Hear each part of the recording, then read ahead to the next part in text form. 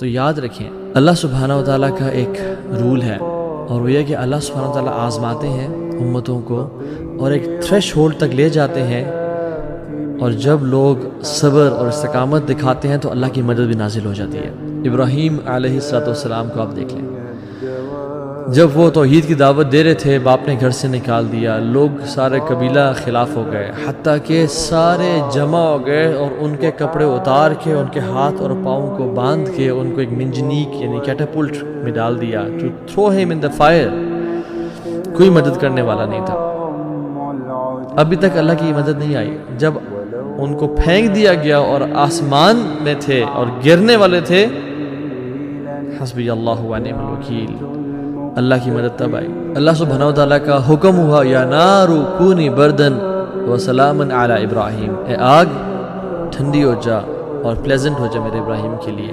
تو when ابراہیم کی critical limit پہنچی، اللہ کی مدد نازل ہو گئی۔